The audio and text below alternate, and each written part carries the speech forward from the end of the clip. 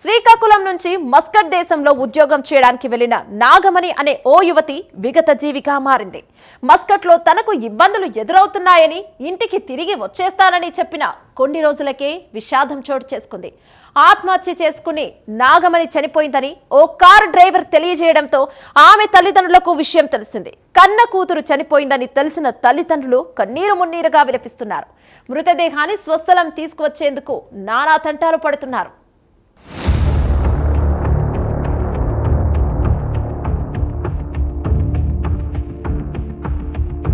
ఆముదాల వలస మండలం వెదుళ్ల వలన గ్రామానికి చెందిన సవలపురపు నాగమణి 4 ఏళ్ల క్రితం జీవనోపాధి కోసం మస్కట్ దేశం వెళ్లింది. ఏజెంట్ ద్వారా మస్కట్ వెళ్లిన నాగమణి అక్కడో వస్త్ర దుకాణంలో పనికి కుదిరింది. అక్కడ వస్త్ర దుకాణంలో పనిచేస్తూ కుటుంబ సభ్యుల జీవనోపాధి కోసం డబ్బులు పంపించేది.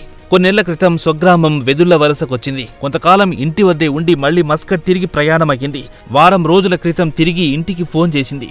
మస్కట్లో తనకి ఇబ్బందులు పెడుతూ వేధిస్తున్నారని, స్వగ్రామానికి వచ్చేస్తానని చెప్పింది. తల్లిదండ్రులు కూడా ఆమె బాధను అర్థం చేసుకున్నారు. క్షేమంగా ఇంటికి వచ్చేయాలని చెప్పారు.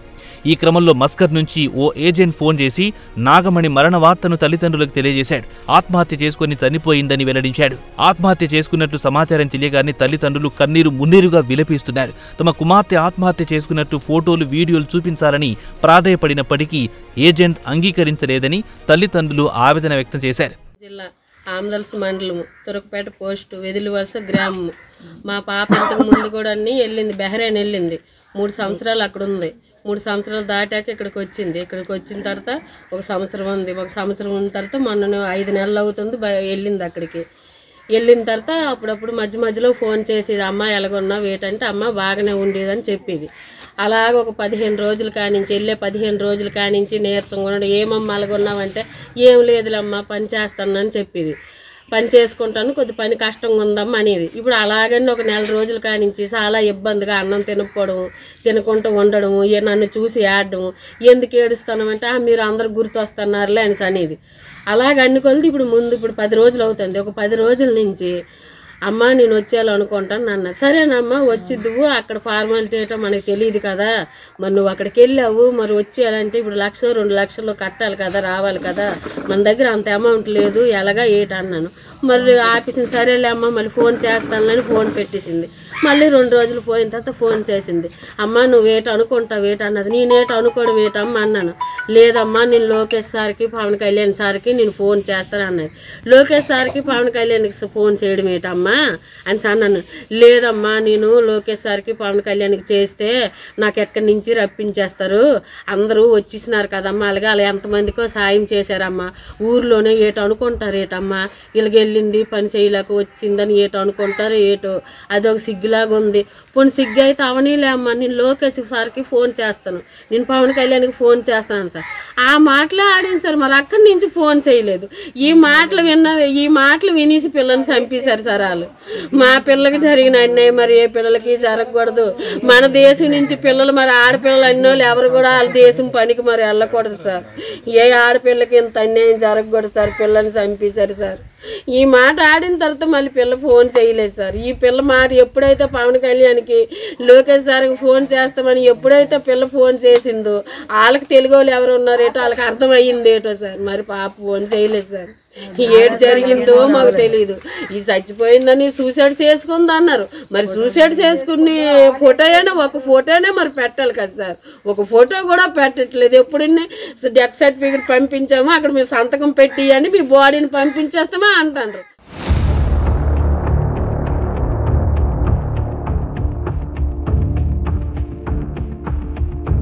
తనకు కలుగుతున్న ఇబ్బందులను తన కూతురు గతంలో తనకు చెబుతూ ఉండేదని తల్లి వివరించింది. తాను బాధపడుతున్న కొన్ని విషయాలు తనతో చెప్పేది కాదని, తానే చాలా ఇబ్బందులు పడి నరకం అనుభవించిందని మృతురాలి నాగమణి తల్లి తెలిపింది. గతంలో బెహ్రెయిన్ దేశంలో పనిచేస్తున్న సమయంలో ఎంతో హాయిగా ఉండేదని, మస్కట్లో పనిచేసిన కొద్ది కాలానికే తన కుమార్తె ఇబ్బందులు ఎదుర్కొందని తల్లి వివరించింది. అక్కడ ఎవరాలు ఉన్నారు, ఆ ముసలోడు ఒకడు ఉన్నాడు ఇంట్లో, ఆడ ఇబ్బంది పెడతాడని చెప్పింది. సరేలే అమ్మ ముసలోడు ఇబ్బంది పెడతాడని చెప్పాననేసి నువ్వు అదే ఆలోచించుకొని ఉంటావా ఏట, అదేటి లేదు అనేసి మరొక క్షణం కానీ ఇది ఆ ముసలోడి వల్ల ఇబ్బందిగా ఉందమ్మా. ఇంట్లోని పనికని తెచ్చారా అమ్మ, వంటకని తెచ్చారా? చూడమ్మా, మేకలకి ఎన్ని మేకలకు మేత పెట్టాలి, మేకలకు కుర్తుడక పెడతాను, మేకలకి తవుడు ఇవన్నీ కలిపిసి ఉంటాయి అమ్మ. ఒంట్లకి ఈ నీరు పెడతాను, ఇవన్నీ చెప్పిస్తాను. నేను బెంగ పెడతానని కొన్ని చెప్పేది కాదు సార్. కనీసం ఆ ఇంటికి కనీసం 10 మంది పని వాళ్ళు ఉండాలట. ఒక్కదాన్ని పాప చేత ఇన్ని పనులు చేయించి పిల్లకి నరకం పెట్టేశారు సార్. మేము బాధపడతామని కొన్ని విషయాలు మాకు చెప్పలేదు. అది పరిస్థితి ఎన్నో ఉన్నాయి. పిల్ల మాత్రం కొన్ని బయట పెట్టలేదు. ఇక్కడ పలానా దేశం వెళ్ళింది, పలానా ఆడపిల్ల ఇంత కంగాలు జరిగిపోయింది, ఆ పిల్లకి ఇలాగ చేసింది, ఇలాగ వాళ్ళు చేశారు అనేసి ప్రజలు కొంత పంచుకుంటారని ఆ పిల్ల ఈది పెట్టలేదు. పిల్లకి చాలా అన్యాయం చేశారు సార్ వాళ్ళు. అన్యాయం అంతే. ఈ పిల్ల ఎంత ధైర్యమైందే, కాకపోతే ఒక ఆడపిల్ల ఇక్కడి నుంచి బయలుదేరి వెళ్ళిపోద్ది. ముందు రోజు అక్కడికి వెళ్ళింది, వాళ్ళు చాలా జాగ్రత్తగా చూశారు. బహ్రెయిన్లో వాళ్ళు నాతో మాట్లాడారు. మాకు బాగలేదని మేము కానీ తెలుగులో చెప్తే వాళ్ళ భాషలో మాట్లాడి రూపాయలకి తీసుకెళ్ళి, అమ్మ నీ ఆరోగ్యం బాగు చేసుకో అనేసి నాకు రూపాయలు చూపించిగో మీ పాపకి ఇస్తాను అనేసి డబ్బులు చూపించి నాతో మాట్లాడారు. అక్కడ ఆ పిల్లలకి ఆడిపించుకొని వాళ్ళు ఏ తిండి తింటే ఆ తిండి, ఏ బట్ట కడితే ఆ బట్ట, పిల్ల కారు మీద అక్కడికి ఇక్కడికి 5 స్టార్ హోటల్లాగా అన్ని కూడా తిప్పారు. పాప చూపించేది. ఇక్కడ మాత్రం ఒక రోజు వాళ్ళకి చూపించేది కాదు. మాట్లాడేసి తుళ్ళు పడిదమ్మా వాళ్ళు వస్తున్నారని ఫోన్ పెట్టేసి ఇక్కడ మాత్రం పాపకి మాత్రం చాలా నరకం చూపించి.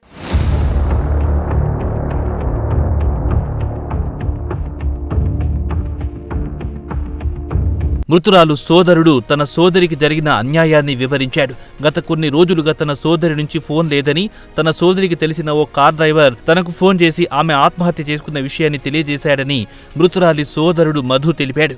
శ్రీకాకుళం జిల్లా ఆంధ్రవలస మండలం సొరపేట పోస్టు వెదులవలస గ్రామం. ఇలా బతుకు తెరువు కోసం మా అక్కగారు ఏమొచ్చి మస్కట్ వెళ్ళారు. అక్కడికి వెళ్ళిన తర్వాత ఒక నెల రోజులు ఫస్ట్ బాగానే ఉన్నారు. తర్వాత ఫోన్ చేసి ఇలాగ మాకు ఇబ్బంది పెడుతున్నారు, ఇలాగ అక్కడ ముసలి అతను ఉన్నాడు, మాకు చాలా ఇబ్బంది పెట్టాడు అని చెప్పింది. సరే అయితే వచ్చేయమని చెప్పాం.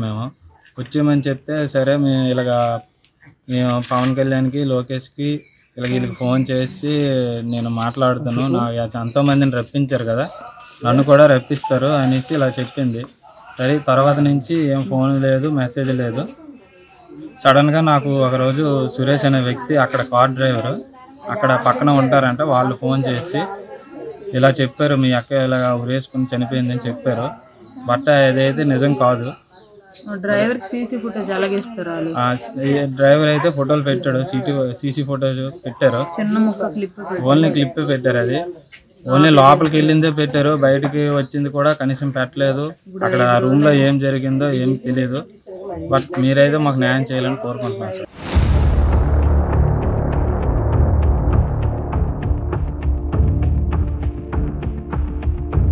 నాగమణి తల్లిదండ్రులు స్థానిక ఎమ్మెల్యే కూన రవికుమార్ను సంప్రదించారు. ఆయన ద్వారా కేంద్ర మంత్రి రామ్మోహన్ నాయుడు దృష్టికి తమ సమస్యను తీసుకెళ్లారు. తమ కుమార్తె మృతదేహం స్వదేశంకు తీసుకొచ్చేందుకు సహకరించాలని కోరుతున్నారు. తన కుమార్తె ఏ కారణం చేత చనిపోయిందో తమకు తెలియజేయాలని కేంద్ర మంత్రి రామ్మోహన్ నాయుడును కోరినట్టు తల్లి సరోజిని, మృతురాలి సోదరుడు మధు స్థానికులకు తెలిపారు. ఆంధ్రవలస మండలం వెదులవలస గ్రామం అండి. ఇక్కడ నుంచి నాగమణి అనే అమ్మాయి ఒక 5 నెలలు 6 నెలలు అవుతుంది మా మస్కట్కి వెళ్ళారు బతుకు తెరువు కోసం. వెళ్ళి అక్కడ ఉద్యోగం చేస్తుంది మస్కట్కి వెళ్ళి చేస్తుంటే ఈ మధ్య కాలంలో ఆమె సరిగ్గా అక్కడ ఉండలేనని అలా అమ్మగారికి ఫోన్ చేశారు. ఫోన్ చేసి సరే అమ్మ మాట్లాడదాం, ఏదో చేద్దాం, ఏదో రకంగా వచ్చే రకంగా చేద్దాం అనే రకంగా అనే ఒక 2 డేస్లోనే ఆమె ఏం జరిగిందో తెలియదు. అక్కడ నుంచి ఒక కార్ డ్రైవర్ ఫోన్ చేసి మీ అమ్మాయి చనిపోయిందని మెసేజ్ ఇవ్వడం జరిగింది. అయితే ఎలా చనిపోయింది అనే డీటెయిల్స్ ఇవ్వమంటే మాత్రం వాళ్ళు దాన్ని నిరాకరిస్తున్నారు. దాంతో మన కోనరావు గారికి, తర్వాత రామ్మోహన్ రెడ్డి గారికి కలిసాము. మీకు న్యాయం చేస్తామని చెప్పారు. అలాగే కలెక్టర్ గారిని కూడా కలిసాము. అతను కూడా మీకు త్వరగా మీకు ఇమీడియట్గా వచ్చేది చేస్తామని చెప్తున్నారు. వాళ్ళు ఏజెంట్స్ కూడా ఏం పట్టించుకోవట్లేదు. ఏం ఇన్ఫర్మేషన్ అనేది అడిగితే వాళ్ళు కనీసం ఎలా జరిగింది, ఏది జరిగింది అనే సమాచారాన్ని కూడా వాళ్ళు చెప్పట్లేదు. ఏజెన్సీ పేరు ఏజెన్సీ అంటే బ్రోకర్ తో వెళ్ళారండి. అతను బుచ్చిబాబు అండి, ఏజెన్సీ రావులపాలెం అండి, వెస్ట్ గోదావరి డిస్ట్రిక్ట్ రావులపాలెం అండి. బుచ్చిబాబు అతని ద్వారా వెళ్ళారండి. అతను గట్టిగా మాట్లాడితే ఫోన్ ఎత్తట్లేదు. అడిగితే ఏమైంది ఏంటండి మాకు డీటెయిల్స్ పెట్టనంటే ఫోన్ ఎత్తట్లేదు. తర్వాత మళ్ళీ ఒక 2 days తర్వాత ఫోన్ చేస్తే మళ్ళీ ఇక మీ అమ్మాయి వచ్చేస్తుంది పంపించేస్తాం 2 రోజులు అంటుంది. ఇప్పటికి 6 రోజులు అయిపోతుంది. ఈ రోజుకి ఎటువంటి సమాచారం కూడా ఇవ్వలేదు. దయచేసి ప్రభుత్వం దీనిపై యాక్షన్ తీసుకొని మొత్తం న్యాయం చేస్తారని కోరుతున్నాం.